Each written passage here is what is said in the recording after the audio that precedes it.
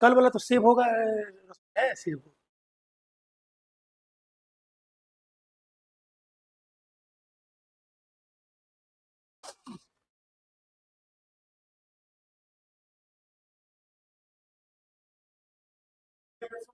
तो उन्होंने वो जो फोटो वर्ल्ड का मैप जो था,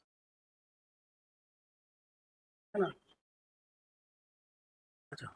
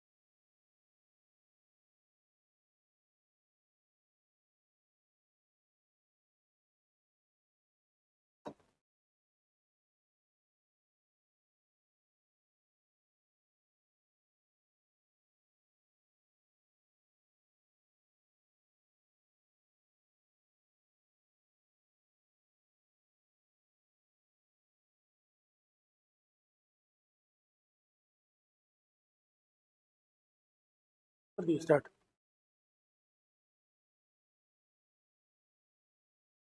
चलिए आप सभी लोग को गुड आफ्टरनून।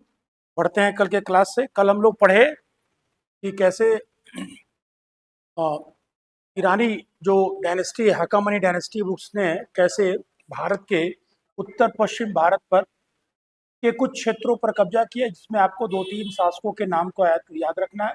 और ईरान के कौन इस आक्रमण के क्या क्या परिणाम रहे हैं, उसको भी हमने देखा। ठीक है, अब आते हैं दूसरा एक आक्रमणकारी है जिसका नाम है आपका अलेक्जेंडर थर्ड। ठीक है, तो छोटा सा पोर्शन है जिसको हम लोग देखेंगे। तो विदेशी आक्रमण में पहला पढ़ चुके हम लोग, अब सेकंड है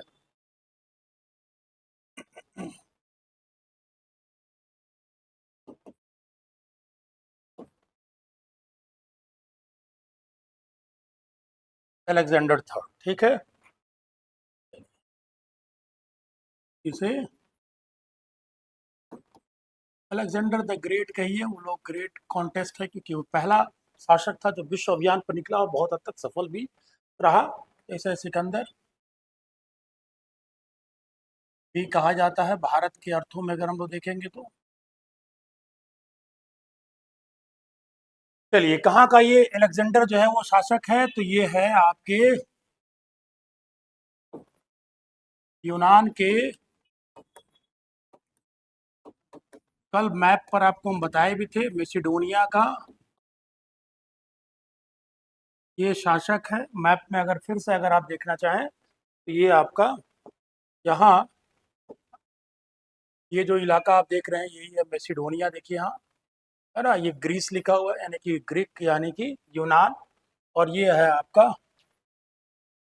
भारत का इलाका। तो मतलब कि ऐसे ही होते हुए कल बताए थे कि कैसे 331 ईसा पूर्व में आरबेला के युद्ध में इसने ईरान के डेरियस थर्ड को, जिसको दारा तृतीय कहते हैं, उसको पराजित करके वो भारत में प्रवेश करता है, या भारत के उत्तर पश्चिम भारत में प्रवेश करेगा। ये तो यानी कि लगभग इस पूरे इलाके को इसने क्या किया है, कन्क्वेयर किया। एक बड़ा भूभाग हो जाता है आपका उस समय के लिए, जब काफ़ी ट्रांसपोर्टिंग वगैरह बहुत कमज़ोर हुआ करती थी। तो यूरोप के मेसिडोनिया का शासक था। थोड़ा बहुत इसमें एक दो और भी जानकारी आप जुटा देंगे। इनके फिलिप जो थे, पिता जो थे, वो फिलिप जो है, फिलिप द्वितीय नाम से उनका नाम है उनका। और ये जो सिकंदर जो है वो शासक कब बना, तो सिकंदर 336 ईसा पूर्व में शासक बना, है ना। इसको कई बार हिंदी में मेसिडोनिया को मकदूनिया कह दिया जाता है। तो मेसिडोनिया या मकदूनिया को आप एक ही समझना है आपको, ठीक है ना। तो 336 ईसा पूर्व में शासक बना शुरुआत में। अब वहाँ की परिस्थितियों को आपको ज़्यादा नहीं पढ़ना है, बशर्ते कि इतना ध्यान रखिएगा कि यूनान के जिस समय वो शासक बनता है तो वहाँ भी उत्तराधिकार को लेकर थोड़ी बहुत दिक्कतें थी। इसलिए अब वो 336 में बनने के बाद कम से कम उसको 6-7 साल लग जाएंगे विजय अभियान पर निकलने में आपका, ठीक है। और शुरुआत से ही उसका जो है विश्व विजेता बनने का या कम से कम विश्व की समझ विकसित करने का उसके पास बहुत महत्वाकांक्षाएं थी। और ये महत्वाकांक्षाएं, ये एम्बिशन कैसे पैदा हुआ, तो इसके पीछे का रीजन था कि उसके जो गुरु थे, उनके जो शिक्षक थे, हिस्ट्री, अच्छा नहीं नहीं नहीं नहीं, ऊपर चल। तो इनके जो शिक्षक थे वो थे अरस्तु। आप सभी जानते हैं अरस्तु। तो अरस्तु जो हैं ये कई शास्त्रों के जनक माने जाते हैं। तो अरस्तु से इसने शिक्षा प्राप्त किया और अरस्तु ने उसने दार्शनिक ज्ञान के अलावा सिकंदर को पूर्वी दुनिया के बारे में भी बहुत बड़ी सारी चीजें बताई, जो उस समय तक उनके नॉलेज में था कि पूर्वी दुनिया का क्षेत्र काफी उपजाऊ क्षेत्र है, काफी समृद्ध क्षेत्र है, वहाँ हिमालय जैसे पहाड़ियां हैं और ये तमाम पक्ष तो उसको जानने की अभिरुचि भी थी। तो विजय अभियान केवल कोई व्यक्ति इसलिए नहीं करता है कि हमें उस चीजों को क्षेत्रों को जीतना है, बल्कि उसका जिज्ञासा होगा तभी वो इतने बड़ा कदम उठाएगा आपका। तो ये वही होता है, सिकंदर जो है वो अरस्तु, इनके शिक्षक जो थे वो अरस्तु थे। तो आप सभी लोग अरस्तु के नाम से परिचित हैं और आपको आई थिंक पॉलिटिकल साइंस में इनके विषय में आपको पढ़ना भी पड़ेगा, ठीक है। तो चलिए ये सारी जानकारी। अब इसके बाद हम लोग कल तक क्या पढ़े थे? कल तक पढ़े थे कि ये 331 ईसा पूर्व में बीसी में एक युद्ध होगा और जिसको आप कहते हैं आरबेला का युद्ध। और आरबेला के युद्ध में जो हकामनी शासक हैं, जो लोग नहीं कल की क्लास अटेंड किए हैं वो देख सकते हैं जाके। आराबेला के युद्ध में हकामनी साम्राज्य के शासक डेरियस थर्ड, जिसको हम लोग हिंदी रूपांतरण में दारा तृतीय कहते हैं, तो दारा तृतीय को क्या किया, इसने पराजित किया और इस तरह से ईरान के क्षेत्र में एक बड़े लंबे समय से चल रही एक डायनेस्टी, हकामनी डायनेस्टी जो है वो समाप्त हो जाती है, ठीक है। चलिए, तो अब यहाँ से हम लोग आगे बढ़ेंगे। 331 के बाद ये भारत में प्रवेश करेगा। तो देखिए यहाँ से अगर आप मैप को यहाँ पर गौर से देखें तो थोड़ा छोटा करते हैं ताकि आपको,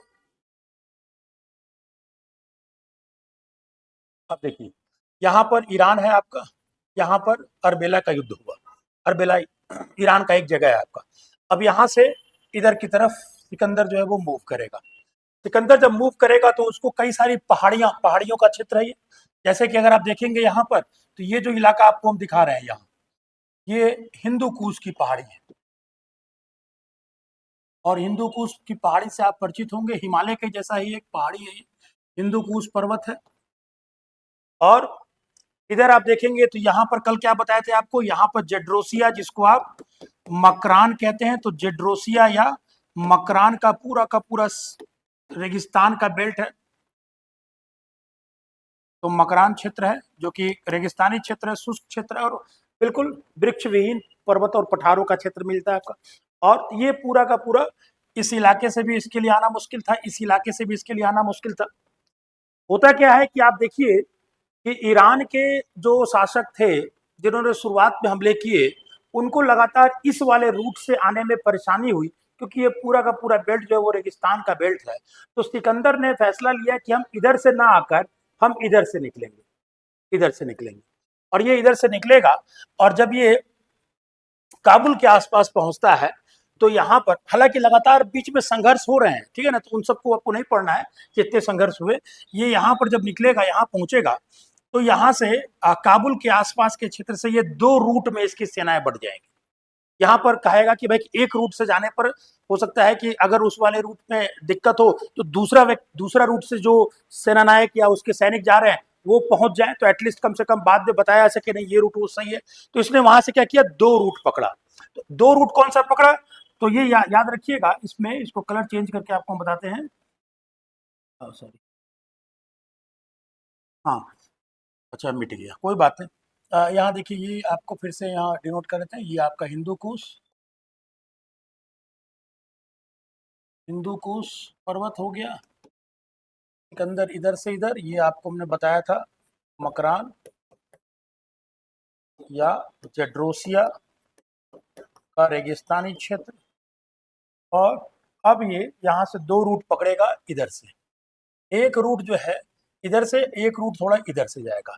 ये जो ऊपर वाला रूट आपको दिख रहा है ये खैबर दर्रा है,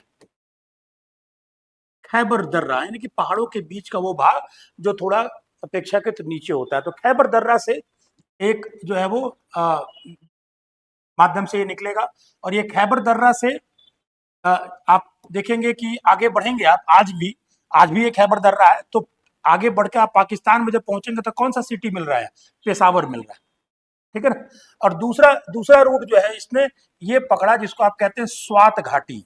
आज भी आप यूट्यूब पर या कहीं सर्च करेंगे तो इस स्वात घाटी को पाकिस्तान का जन्नत कहा जाता है, पाकिस्तान का स्विट्जरलैंड कहा जाता है। क्यों? क्योंकि पहाड़ी क्षेत्र है, बहुत खूबसूरत हिमालयन बेल्ट का कुछ बेल्ट यहाँ तक आता है, आपका सुलेमान रेंज है, तो बड़ा ही खूबसूरत क्षेत्र है स्वात घाटी। हालांकि आज के वक्त में टीटीपी, आप लोग अगर न्यूज सुनते होंगे तो तहरीक तालिबान पाकिस्तान का जो है वो वहाँ पर स्वात घाटी में लगभग कब्जा है उनका, तो वो अलग चीज है। बट अगर प्राकृतिक दृष्टि से देखा है तो काफी खूबसूरत।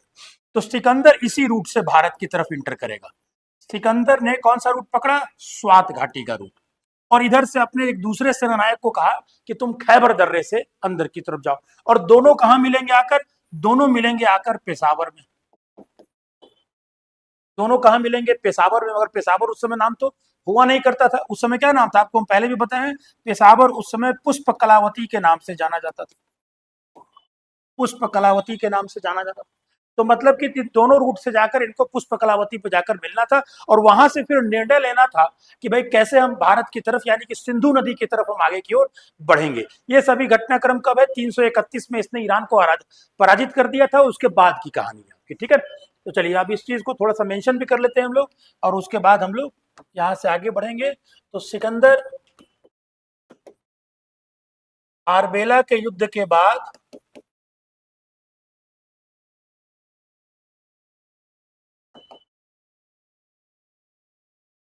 उत्तर पश्चिम भारत, जिसको आप एक बड़ी नदी के माध्यम से भी जानते हैं, सिंधु क्षेत्र की ओर बढ़ा, तथा इसने दो रास्तों से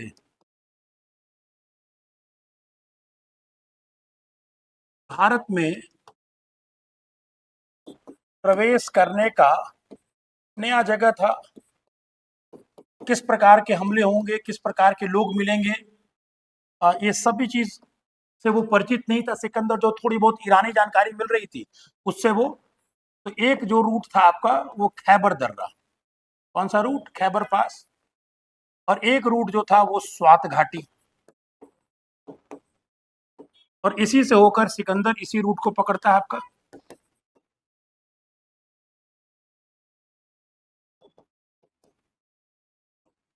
दोनों को जाकर कहा मिलना था? पेशावर। और फिर यहां से निर्णय लेना था कि हम लोग कैसे सिंधु नदी की तरफ बढ़ें, सिंधु नदी की तरफ कैसे बढ़े, ठीक है। ये सारी घटनाक्रम हुई। अब पेशावर में जब वो बैठेगा, पेशावर से उसकी जब सेना आगे बढ़ेगी तो एक शासक उससे मिलेगा, और वो शासक कौन है? तो उसको कहा जाता है भारत का सबसे पहला विश्वासघात करने वाले, अपने देश से विश्वासघात करने वाले, अपने क्षेत्र से विश्वासघात करने वाला शासक कहा जाता है। उसका उसका रिटर्न साक्ष्य भी है, क्लियर है। तो वो क्या है? तो उसके लिए आपको थोड़ा सा क्या समझना होगा कि जैसे कि एक मिनट आपको तुरंत, जैसे कि मान लीजिए आप ये भारत का नक्शा अगर आप देखेंगे तो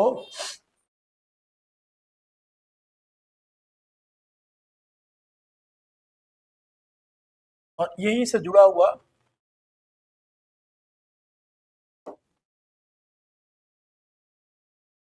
ये पाकिस्तान का बेल्ट है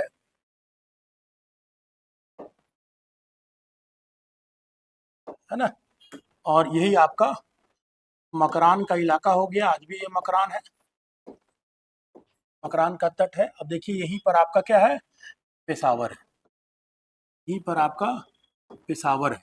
और ये जो है आपकी सिंधु नदी जो है वो यहाँ से होकर ऐसे जा रही है, और आज के वक्त में कराची में ये नदी जो है वो गिरती है। तो ये सिंधु नदी हो गया, ठीक है, 2 मिनट में समझ में आ जाएगा इसमें। इसके बाद कुछ और नदियों को बताते हैं, क्योंकि यहाँ 5 नदियों का क्षेत्र है। तो यहाँ से एक नदी जो है वो आपकी,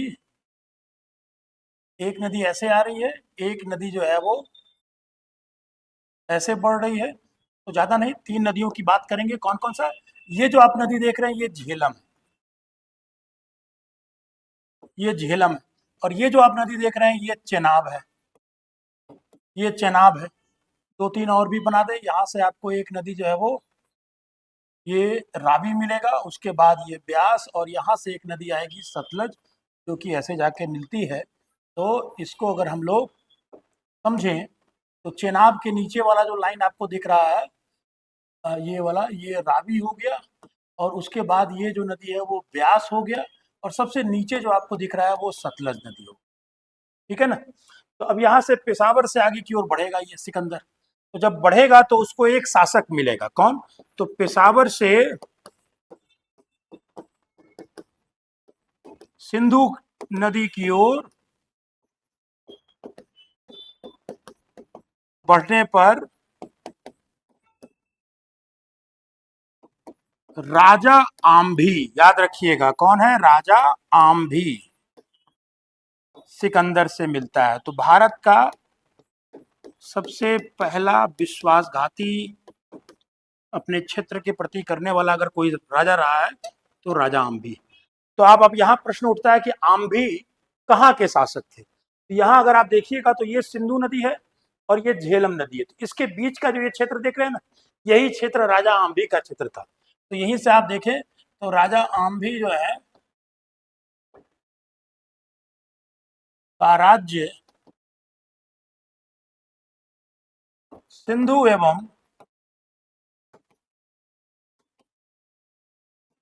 झेलम नदी के मध्य स्थित था। मैंने ये नहीं लिखा है, आप लोग अपने शब्दों में लिख लीजिएगा। इसको इतिहास में सबसे पहला रिटर्न रूप में मिलता है कि ये सबसे पहला विश्वासघाती किंग मिला। तो चलिए यहाँ से आम भी मिल गया। अब आम भी, अब वही बात है, घर का बेदी लंका ढाए। अब अपने ही लोग अगर मिल जाएंगे तो बहुत सारी जानकारी वो दे देंगे। तो राजा आम्भी से स्वाभाविक है कि सिकंदर को ये पूरी जानकारी मिली होगी कि यहाँ पर ये जो क्षेत्र आप ये जो तमाम नदियों का क्षेत्र देख रहे हैं, चेनाब, रावी, ब्यास, सतलज, इन्होंने, राजा आम्भी ने कहा कि यहाँ कहा कि 20 से अधिक जनजातियों का ये क्षेत्र है, और सभी जनजाति जो है वो काफी लड़ाकू किस्म के हैं। तो आपको यहाँ समस्या होगी। तो आपको हम वो तारी तरकीबें बताएंगे कैसे आप आगे की ओर बढ़ेंगे। और फिर बताया कि यहाँ पर मगध में राज कर रहा है कौन? यहाँ पर नंद वंश के घनानंद का शासन है। तो यहाँ तो पार कर लेंगे, मगर पार करने के बाद जब आगे बढ़ेंगे तो आपको नंदों का सामना करना पड़ेगा, जो कि बहुत ही ज्यादा पावरफुल स्टेट है। तो पूरी जानकारी सिकंदर को यहाँ पर मिल जाती है आपकी। ठीक है ना? अब यहाँ पर ये भी ध्यान रखिएगा, जो सिंधु और झेलम नदी के मध्य स्थित जो क्षेत्र है जहां पर राजा आम्भी का राज्य था, तो इसकी राजधानी कहाँ हुआ करती थी? यानी कि आम्भी का राजधानी जो था वो तक्षशिला था। और ये वही तक्षशिला है जहां पर चाणक्य जो है वो यहाँ के यूनिवर्सिटी कह लीजिए, यहाँ के महाविद्यालय के आचार्य हुआ करते। ठीक है ना? तो ये कहानी है। अब ये सारी जानकारी को जुटाने के बाद सिकंदर आगे बढ़ेगा। तो भाई अब झेलम तक का तो क्षेत्र कोई दिक्कत ही नहीं, क्योंकि झेलम तक का क्षेत्र में जो राजा आम्भी है उसने खुद नतमस्तक कर दिया। तो अब सिकंदर जो है वो बढ़ता हुआ यहाँ से हम देखेंगे झेलम के तट पर पहुंचेगा। कहाँ पहुंचा? झेलम के तट पर पहुंचेगा। मगर यहीं पर इसका एक सामना होगा एक ऐसे शासक से जो पीछे नहीं हटेगा, और वो शासक आपने इतिहास में सुना है, राजा पोरस। तो राजा पोरस जो है, इसका शासन कहाँ था? तो इस झेलम नदी, जहां मैं टिक कर रहा हूं देखिएगा, ये झेलम, और ये नीचे है आपको चेनाब। तो झेलम और चेनाब के बीच में इसको राजा पोरस का शासन मिलेगा। तो यहाँ पर आप क्या लिखेंगे? यहाँ पर लिखेंगे कि जो राजा पोरस हैं, इनका शासन कहाँ था? तो इनका क्षेत्र है झेलम एवं चेनाब या चिनाब नदी के मध्य। ये था। यानी कि अब देखें तो ये अगर झेलम है, ये अगर झेलम है, और ये अगर चेनाब है, और इधर से सिकंदर आ रहा है, और उसकी सेना जो है इसी झेलम नदी के किनारे सिकंदर की सेना क्या है? आपकी बेटी। और राजा पोरस ने भी मना कर दिया कि भाई हम नहीं, राजा अम्भी मेरे सामने आएगा तो मैं उसकी हत्या कर दूंगा। पोरस इतना गुस्सा था इस पर, और ये पोरस का क्षेत्र है। पोरस ने भी अपनी सेना को क्या कर दिया, यहाँ पर बिठा दिया। दोनों तरफ की सेनाएं झेलम नदी के आसपास जो है वो जुट गई। मगर दुर्भाग्य था पोरस का, क्या दुर्भाग्य था, दुर्भाग्य ये था कि बरसात आने वाला था। यानी कि लगभग ये मई जून की बात थी, या जून जुलाई की बात थी आपकी।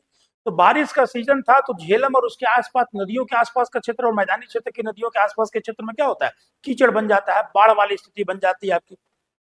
तो जब ये दोनों सेनाएं आपस में थी, तो उसी समय क्या होता है कि सिकंदर जो है वो चुपचाप एक रात्रि को, जब बारिश हो रही थी, घनघोर बारिश हो रही थी, उस समय सिकंदर की सेना झेलम को क्रॉस कर जाती है।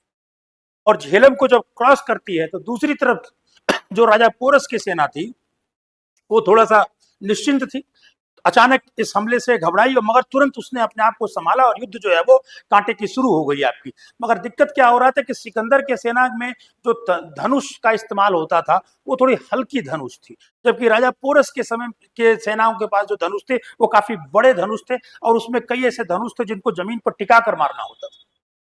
तो ऐसी स्थिति में जब नीचे का सरफेस ही आपका गीला है, भींगा है, और तमाम बारिशें हो रही है, तो इसमें राजा पोरस जो है वो थोड़ा सा यहाँ डगमगाता है, परंतु कांटे की टक्कर लगातार जबरदस्त युद्ध हुआ। और सिकंदर की सेना शुरुआत में हार रही थी, और हारने के पीछे का बहुत बड़ा कारण राजा पोरस की सेना में हाथियों का होना है।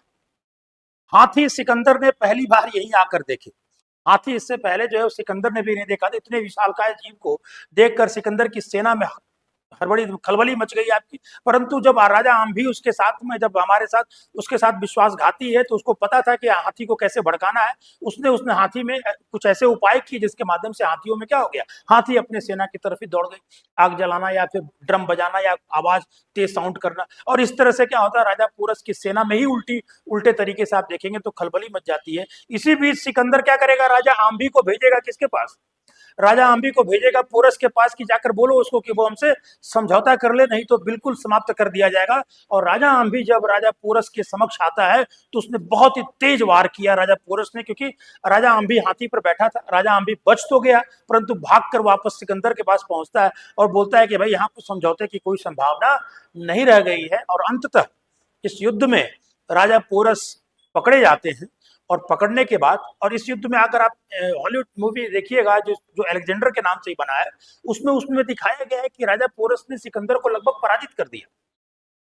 और खैर बहरहाल पोरस पकड़े गए। पकड़ने के बाद बहुत फेमस डायलॉग है कि सिकंदर ने कहा कि भाई तुम्हारे साथ क्या सलूक किया जाए, तो उसने सिंपल कहा कि जो एक राजा दूसरे राजा के साथ करता है आप वही सलूक कीजिए, मुझे किसी प्रकार की भिक्षा या माफी की आवश्यकता नहीं है। इससे सिकंदर प्रसन्न, सिकंदर खुश हुआ, देखा कि भाई एक शासक है जो कि आम्भी जो हमसे मिल गया और अपने ही लोगों को कत्लेआम कराने के लिए दिवस, और एक शासक है जो बिल्कुल अंतिम दम तक लड़ा। तो और उसके बाद भी उसके अंदर किसी भी प्रकार का पश्चाताप या किसी भी प्रकार का डर भय नहीं है, वो खुलेआम कह रहा है। तो उसने कहा कि उसने पोरस को आजाद कर दिया और बोला कि भाई ये पूरा का पूरा क्षेत्र तो तुम्हारे साथ ही है, और भी कई क्षेत्र जो जीतते चला गया इधर, उसको भी उसने राजा पोरस को दे दिया आपका। तो ये घटनाक्रम, तो इतिहास में इस युद्ध को हम लोग झेलम का युद्ध कहते हैं। कब हुआ एग्जैक्ट कहना जरा मुश्किल है, बट ये 326 के आसपास कहीं हुई हुई आपकी युद्ध। तो ठीक है, तो इसी फैक्ट को हम लोग आगे लिखते हैं। तो क्या कहेंगे इसमें कि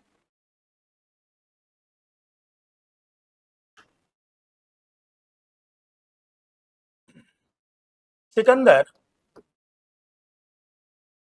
लगभग 326 ईसा पूर्व में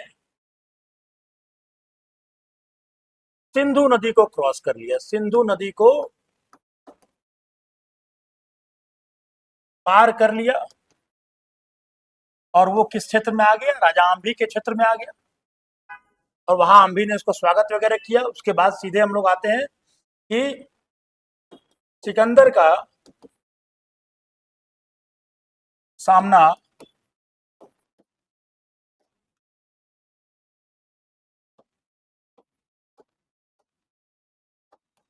राजा पोरस से हुई, तथा कहां हुई, सीधे इस नाम से स्पष्ट हो जाएगा, तथा इस युद्ध को इस युद्ध को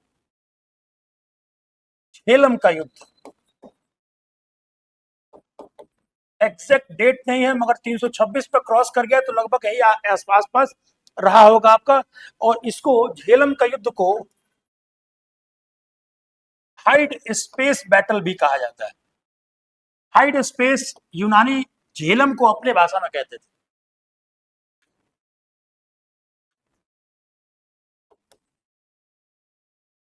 ठीक है ना, झेलम का युद्ध हुआ जिसमें पोरस ने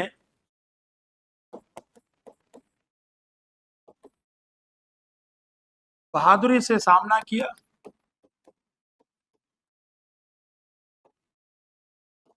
परंतु अंततः पोरस की हार हुई। परंतु फिर से एक बार लिखिए, परंतु सिकंदर पोरस की वीरता से प्रसन्न हुआ और उसका राज्य वापस कर दिया।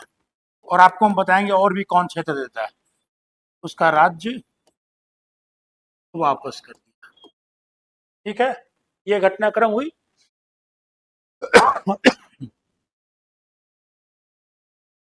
अब लगातार एक के बाद एक नदियां आ रही हैं। अब चिनाब को क्रॉस करके वो रावी के क्षेत्र में जाएगा, फिर कई युद्ध होंगे।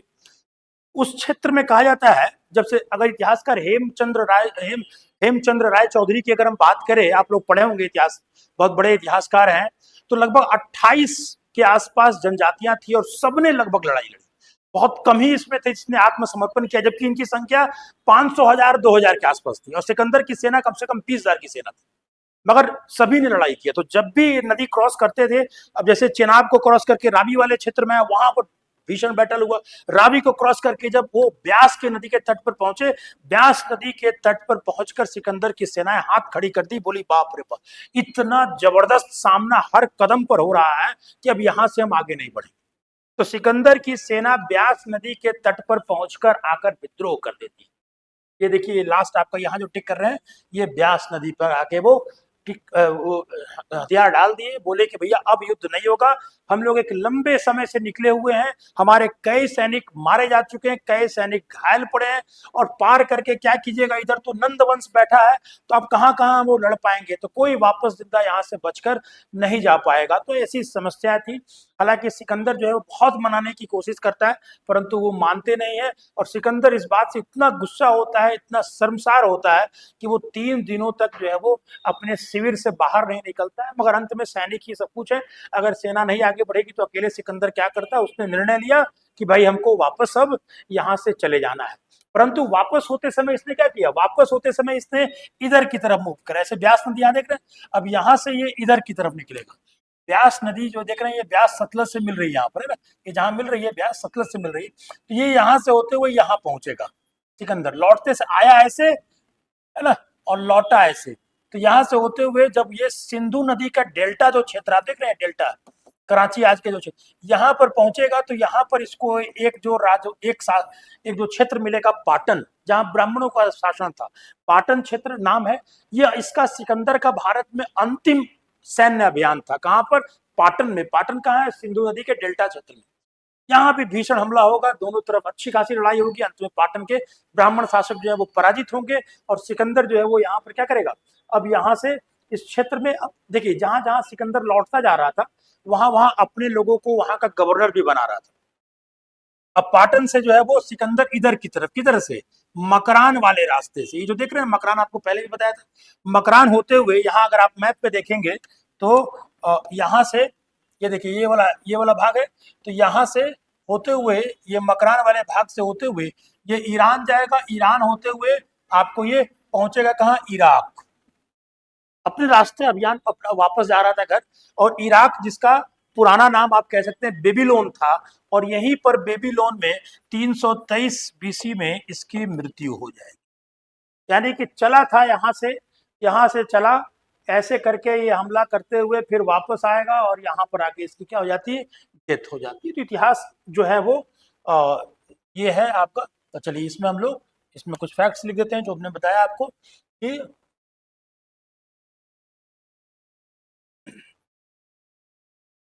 व्यास नदी के तट पर सिकंदर की सेना ने विद्रोह कर दिया और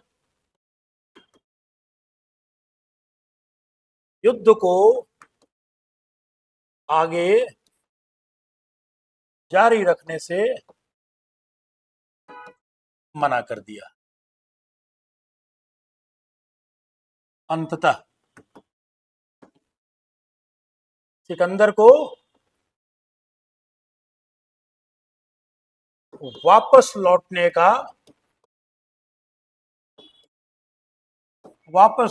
का निर्णय करना पड़ा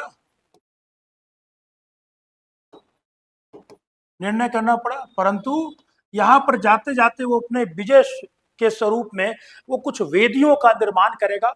वेदियों मतलब कि छोटे छोटे स्तंभों का निर्माण करेगा जिसका ये प्रतीक है कि भाई हमने इस क्षेत्र तक आकर अपनी विजय हासिल की है। परंतु ठीक है ना, थोड़ा देर आप रुक जाइए। परंतु वापस लौटने से के पूर्व अपने विजय अभियान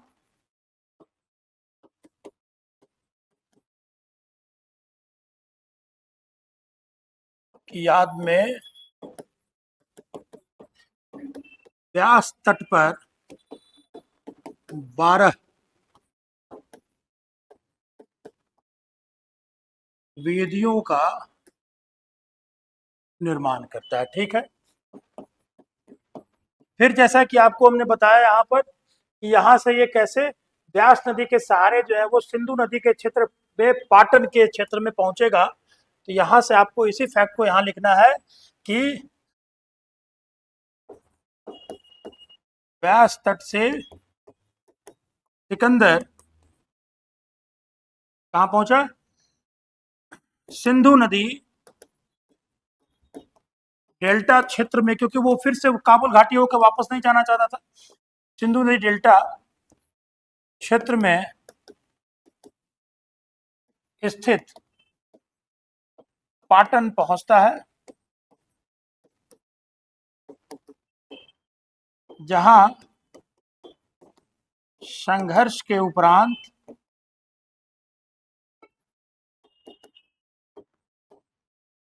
यहाँ के शासक को पराजित करेगा और ये भारत में इसका अंतिम अभियान होगा। यह भारत में इसका अंतिम अभियान।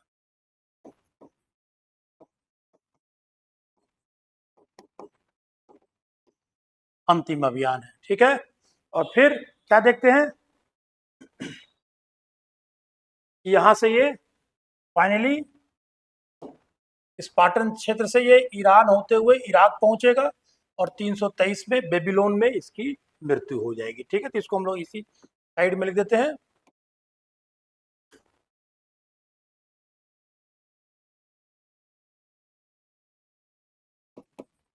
पाटन से सिकंदर वापस लौटेगा मकरान तरफ से।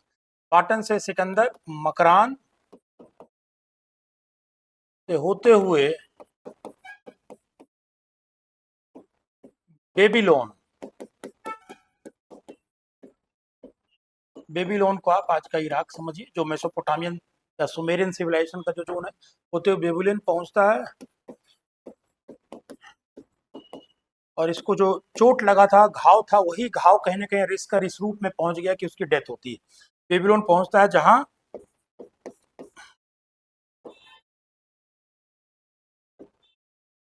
323 ईसा पूर्व में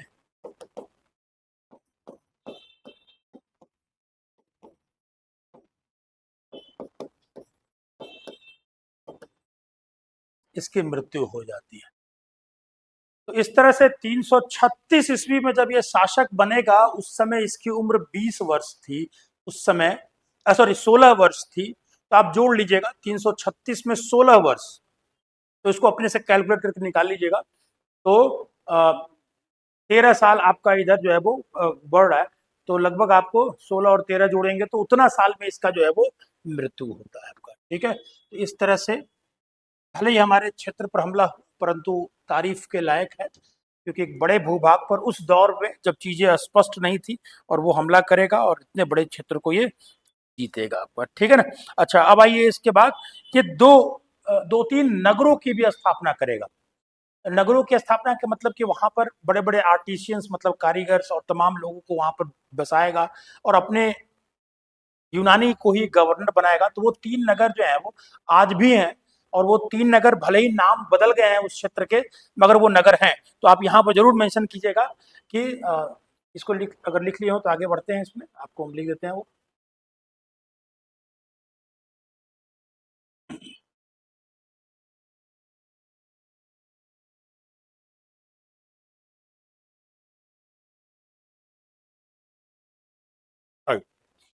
तो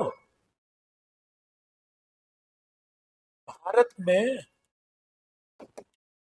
सिकंदर ने 3 नगर बसाए,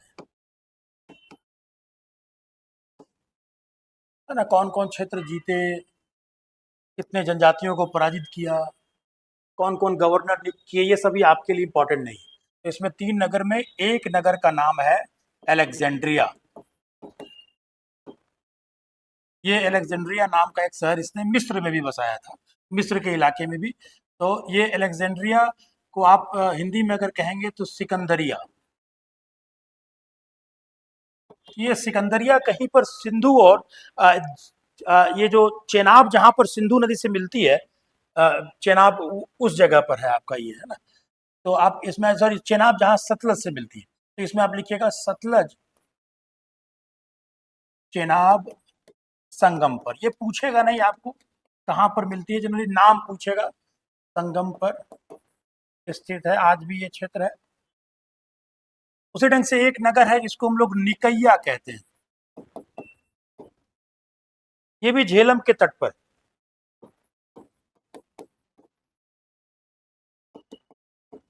और एक उस स्थान पर जहां पर बैटल हुआ था, युद्ध हुआ था झेलम का, और उसमें उसका बहुत ही प्रिय घोड़ा मारा गया, तो उस घोड़े के नाम पर वो शहर बसाएगा। तो उसका घोड़े का नाम था बहु फेकला। ये झेलम युद्ध स्थल पर ये बनाएगा। बहु फेकला क्या है और क्यों मारा गया था, तो इसके पीछे का कारण था कि भाई जब ये सिकंदर पोरस के सामने आता है युद्ध में, और पोरस हाथी पर बैठा हुआ ऊंचाई पर, और ये घोड़ा पर है, पोरस ने ऊपर से भाला जब मारा, तो ये जो सिकंदर जिस घोड़े पर बैठा था बहु फेकला पर, बहु फेकला उठ गया और भाला घोड़े पर लगता है, और इस तरह से सिकंदर की जान बच जाती है। तो एक और ऐसे भी जैसे आपका आज के समय बाइक और कार से संबंध होता है, हालांकि वो निर्जीव चीजें हैं, मगर पेट से भी उतना ही स्नेह होता है। तो बहु फेकला से भी वो बहुत स्नेह करता था, और इसलिए वो उसके नाम पर ये शहरों को ये बसाएगा आपका। ये चीजें हैं। अब आइए इसके बाद, जैसे ईरान के विषय में हमने पढ़ा कि क्या क्या प्रभाव पड़ा, तो यहाँ भी कुछ प्रभाव पड़ेगा। तो क्या प्रभाव पड़ेगा, तो ज्योतिष शास्त्र में आपका जो सबसे अधिक अगर देखा जाएगा, तो आगे चलकर भारतीय ज्योतिष और यूनानी ज्योतिषी जो है वो उसमें काफी हद तक एक दूसरे से आदान प्रदान हुआ ज्ञान का। कहा जाता है कि मौर्य स्तंभों पर जो अशोककालीन स्तंभ है, उस स्तंभों पर जो पशु पक्षी बनाने का जो है बैल है, कहीं कहीं मयूर है, कहीं पर सिंह है, आपका देखते हैं सारनाथ वाला, ये कहीं ना कहीं कहा जाता है कि यूनानी प्रभाव से ही किए गए। और सबसे बड़ा चीज जो है वो भारत में जो नगरीकरण जो थी वो बहुत तेज हो गई, क्योंकि यूनान के लोग जो थे वो इस प्रकार के आर्टिसियन बहुत थे, कारीगर बहुत थे, तो नगरीकरण को बहुत ज्यादा बढ़ावा मिला। तो आप इसको एक शब्द में यहाँ पर मेंशन करेंगे कि यूनानी आक्रमण का प्रभाव तो इसमें एक लाइन आप इसमें मेंशन कीजिएगा। अगर आप लोग इतिहास पढ़े ही हैं, आपको पता होगा आगे चलकर फिर यूनानी कई बार आएंगे, और उसमें एक हिंद यवन शासक ही बनेगा आपका। हिंद यवन कई शासक आएंगे, चाहे यूक्रिडाइडिस हो, चाहे वो मेनांडर हो, चाहे वो आगे चलकर जो चंद्रगुप्त मौर्य के समय में सेल्यूकस हो, तो बहुत सारे आएंगे बाद में। तो धीरे धीरे होते होते आपका गंधार कला वगैरह में भी बहुत विकास होगा। मगर यहाँ सिकंदर के बाद क्या प्रभाव पड़ा, वो तुरंत अगर हम बात करेंगे तो यहाँ पर आप लिखिएगा, भारत में दर्शन शास्त्र जो है वो फिलॉसफी जिसको आप कहते हैं, दर्शन शास्त्र। फिर आप देखेंगे तो ज्योतिषी विद्या जो है वो, हालांकि भारत का भी ज्योतिष विद्या काफी पॉपुलर था, और यूनान में भी कुछ ऐसी किंवदंतियां थी। जनवरी फरवरी नाम सभी देवी देवताओं के नाम पर ही, और सभी लैटिन भाषा ग्रीक से लिए गए। तो भारत में दर्शन शास्त्र, ज्योतिष विद्या, अगर आप इसमें देखेंगे तो जैसे विषयों पर ज्ञान का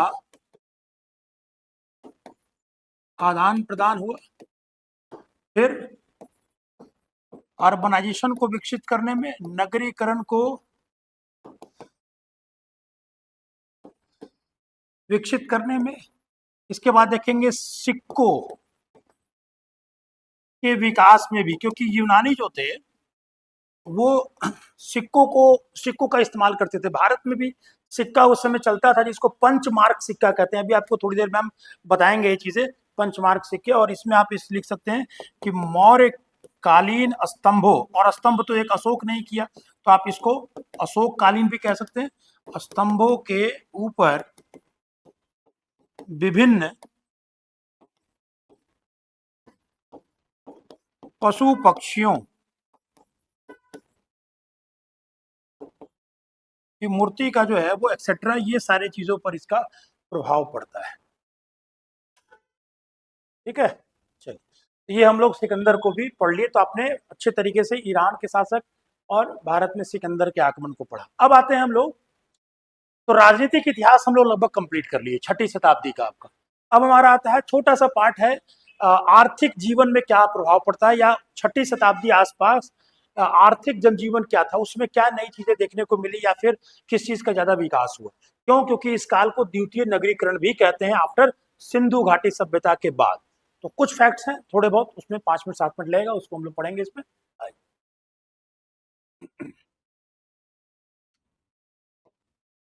तो इसमें लिखते हैं हम लोग,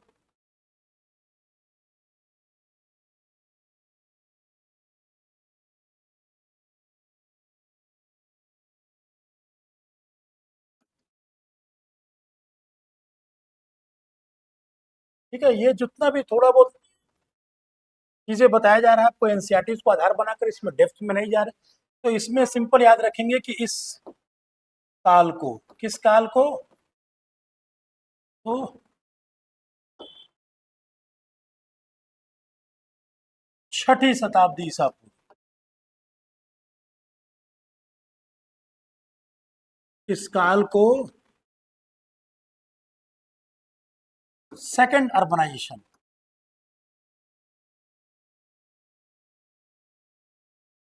द्वितीय नगरीकरण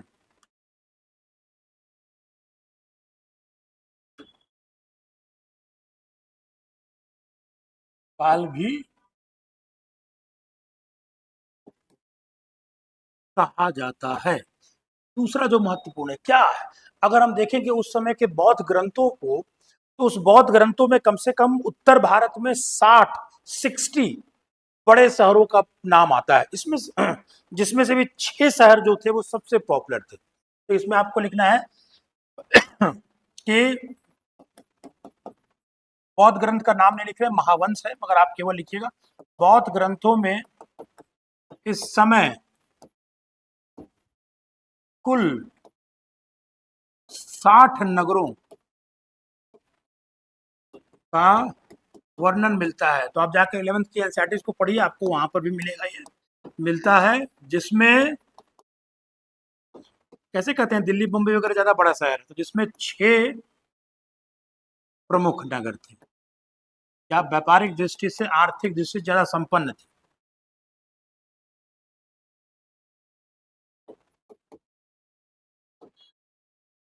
कौन कौन है ये शहर? तो ये शहरों की अगर हम लोग बात करेंगे तो चंपा, है ना, अंग की राजधानी। फिर आप देखेंगे चंपा के बगल में पाटलिपुत्र। फिर आप देखेंगे तो इस समय वाराणसी, यानी कि जिसको आप उस समय काशी की उपमा दी गई, हालांकि वाराणसी भी अपने आप में बहुत प्राचीन नाम है। उसी ढंग से देखेंगे साकेत, याद कीजिए साकेत के विषय में क्या बताए थे, आज का जो अयोध्या का क्षेत्र है ये इसका प्राचीन नाम साकेत हुआ करता था। इसी ढंग से देखेंगे तो श्रावस्ती, श्रावस्ती का इलाका जो कि कौशल नरेश का कौशल का एक राजधानी भी था। श्रावस्ती जिस क्षेत्र में ज्यादातर लंबे समय तक बुद्ध भगवान यहाँ पर निवास करते हैं। और एक हो गया आपका वत्स महाजनपद की राजधानी कौशाम्बी। तो ये 6 शहर जो है वो सबसे पॉपुलर डेस्टिनेशन हुआ करते थे।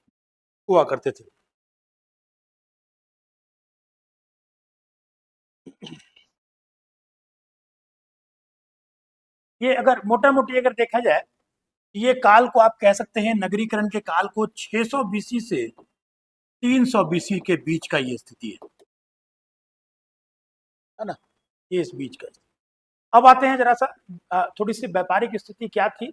हम लोग श्रेणी के विषय में लोग पहले भी पढ़े थे, परंतु इस समय श्रेणी ज्यादा मजबूत हुआ। श्रेणी क्या होता है कि एक ही काम करने वाले लोगों का समूह का जो संघ होता था।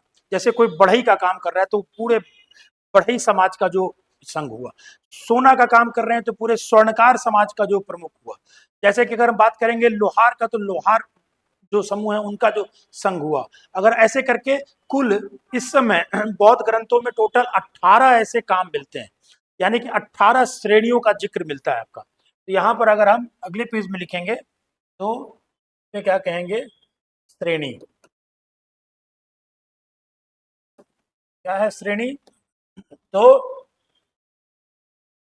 एक ही कार्य करने वाले लोगों कहिए, कारीगरों कहिए,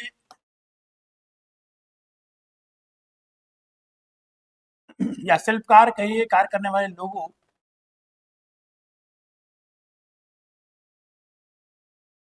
का संघ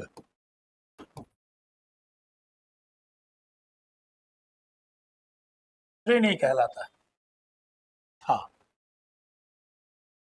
आज भी आप देखते हैं ये श्रेणियां होती हैं। उसको अब आज के वक्त में गिल्ड कह दिया जाता है, वो अलग चीज है। तो इसके जो प्रधान होते थे, तो यानी कि अलग अलग प्रधान रहे होंगे, तो श्रेणी के जो प्रधान होते थे, यानी कि श्रेणी के जो प्रमुख होते थे, उनको क्या कहा जाता था? उनको कहा जाता था श्रेष्ठिन। श्रेष्ठिन का नाम उनके विषय में आप देखेंगे तो ये मिलेगा। या श्रेष्ठिन को कहीं कहीं पर सेट्टी भी कहा गया है, सेट्टी भी कहा गया है आपका। ठीक है, तो याद रखिएगा ये इंपॉर्टेंट है। इसके बाद इसको जेथक भी कहा जाता है।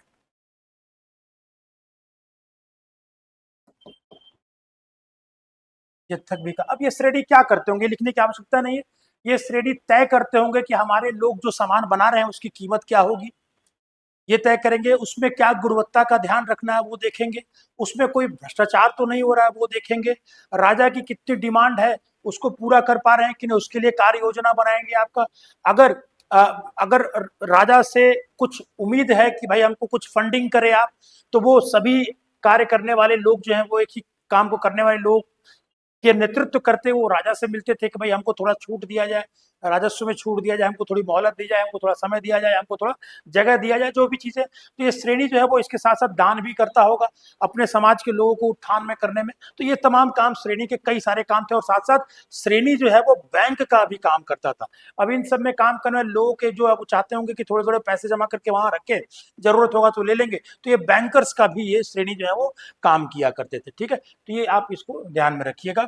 और इसमें एक चीज लास्ट कर देंगे, इसमें क्या कि बौद्ध ग्रंथों में, क्योंकि इस समय थोड़ा वैदिक जो है वो स्थिति थोड़ी डामाडोल हुई थी, बौद्ध ग्रंथों में कुल 18 श्रेणियों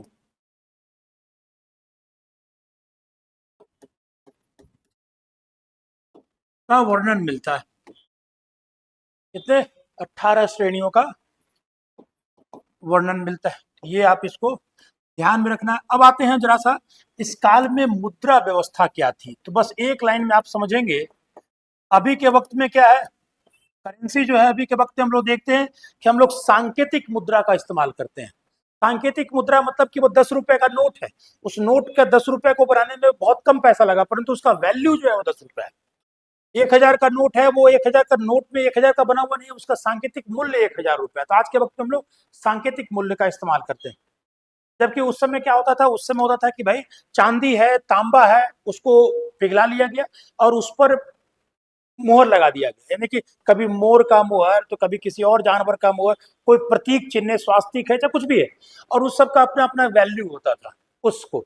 तो चूंकि उसको क्या करते थे हम लोग, चित्रों को पंच करते थे, इसलिए इस प्रकार के मुद्रा को जो उस समय चला करती थी चौथी, पांचवी, तीसरी शताब्दी में, इवन की मौर्य काल तक, उसको पंच मार्क सिक्का कहा गया। इसको आहत सिक्के भी कहा जाता है।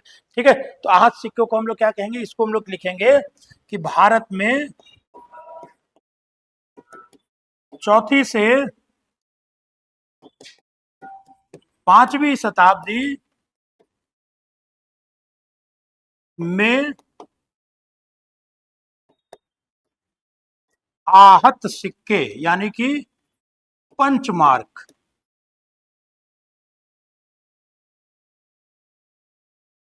आहत सिक्के प्रचलन में थे।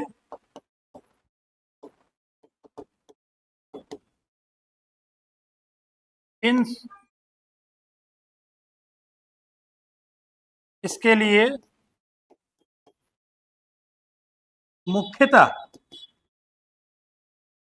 चांदी, सिल्वर धातु का प्रयोग किया जाता था। थोड़े बहुत चांदी धातु एवं मुख्यतः चांदी धातु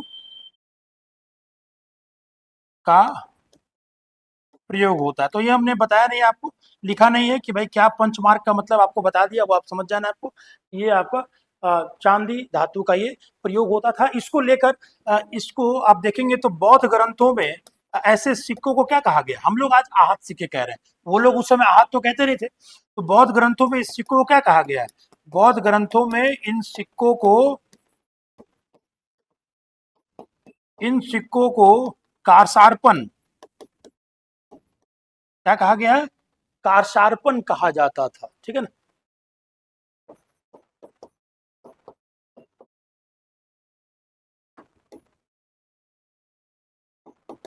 कारसारपन कहा जाता था। ठीक है ना, और कहापण भी एक नाम है इसका। कारसारपण की जगह पे एक और नाम जोड़ दिएगा, कहापण। ये थोड़ा भ्रंशित नाम है, चीज एक ही। ठीक है ना, और याद रखिएगा इस समय जो सिक्के थे वो केवल चांदी या तांबा के बनते थे। कौन सा सिक्का, आहत सिक्का, चांदी एवं कॉपर के। सोना नहीं था, सोने का सिक्का नहीं था। सोने का सिक्का कट कर रहे हैं, मतलब समझिएगा कि ये इस समय प्रचलन में चौथी पांचवी शताब्दी में नहीं होता था। आगे चलकर ये सोने के सिक्के आपके आएंगे और आपको हम बताएंगे आगे कैसे सोने के या सिक्कों पर राजाओं के नाम, फिर राजाओं के चित्र, कब कैसे कैसे शुरुआत हुई, किस काल में सोने के सिक्के ज्यादा जारी हुए, किस काल में तांबे के सिक्के ज्यादा जारी हुए, तो ये अलग बात है। तो आज इतना ही रहने दें, कल हम लोग फिर इस सेगमेंट को आगे बढ़ाएंगे।